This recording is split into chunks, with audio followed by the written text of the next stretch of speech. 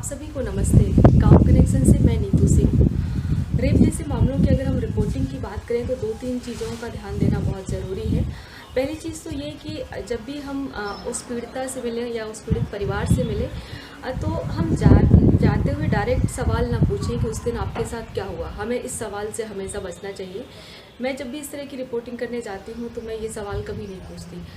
करीब आपको इस तरह की रिपोर्टिंग में वक्त बहुत लगता है। आप ऐसा नहीं कर सकते हैं बाकी खबरों की तरह कि जाएं फटाफट करके इसको वापस आए, क्योंकि रेप जैसे मामलों की रिपोर्टिंग या यौनिक हिंसा जैसे मामलों की रिपोर्टिंग, घरेलू हिंसा जैसे मामलों की रिपोर्टिंग एक टाइम टेकिंग समय है, क्योंकि एक पीड़िता, एक महिला आपको वो सारी बातें बताती है जो शायद वो जल्दी किसी से बता नहीं पाती है।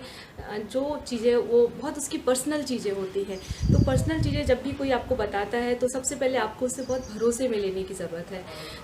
तो एक सबसे बड़ी बात यह है कि आपको ध्यान रखने की ज़रूरत है कि जब भी आप इस तरह की मामलों की रिपोर्टिंग करें, प्लीज़ ये सवाल कतई मत पूछें कि उस दिन आपके साथ क्या हुआ, कैसे हुआ, कब हुआ। मैं कभी ये सवाल नहीं करती हूँ, क्योंकि ये सवाल बहुत ही उस पीड़िता के लिए जवाब देना मुश्किल होता है। हम उससे जुड़े कई तरह के सवाल करते हैं।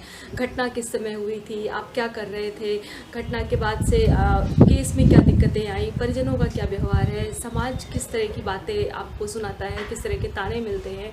मतलब उस घटना के अलावा हम बाकी सारी बातें पूछ लेते हैं और हमें कई सारी डिटेल उससे पता चल जाती है।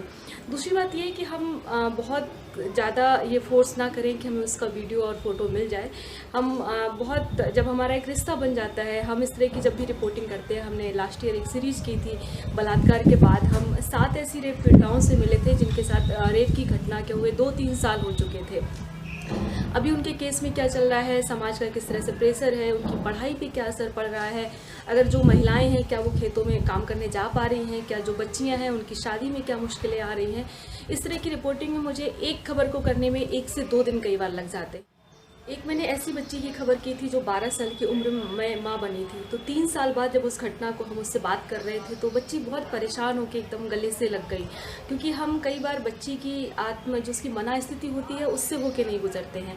तो हमें उस केस में खुद को एक करेक्टर के रूप में रखना होगा, तभी शायद इस मामले की रिपोर्टिंग हम और गंभीरता से और संवेदनशीलता के साथ कर पाएंगे।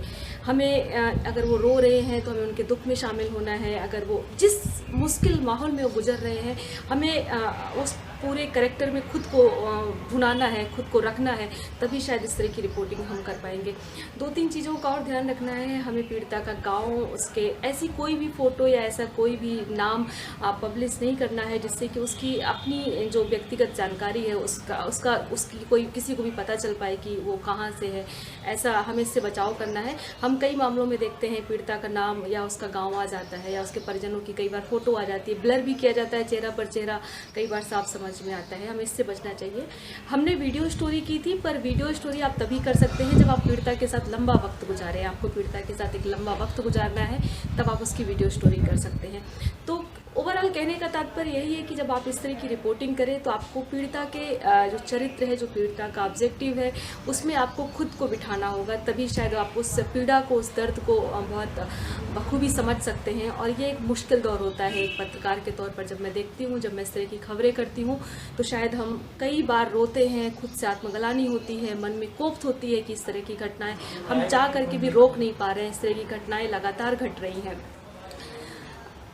अब एक चीज़ हम आप सबसे और कहना चाहेंगे कि हम जब भी इस तरह की खबरें करते हैं, हम सिर्फ एक पक्ष से बात नहीं करते हैं। हम पीड़िता से बात करते हैं, उसके परिजनों से बात करते हैं, गांव मोहल्ले के लोगों से बात करते हैं, पुलिस से बात करते हैं, वकील से बात करते हैं।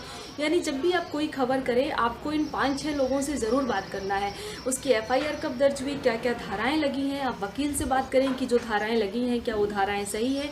आप संबंधित पुलिस अधिकारी से बात करें कि इस केस में किस तरह की लापरवाही हुई, क्या होना चाहिए।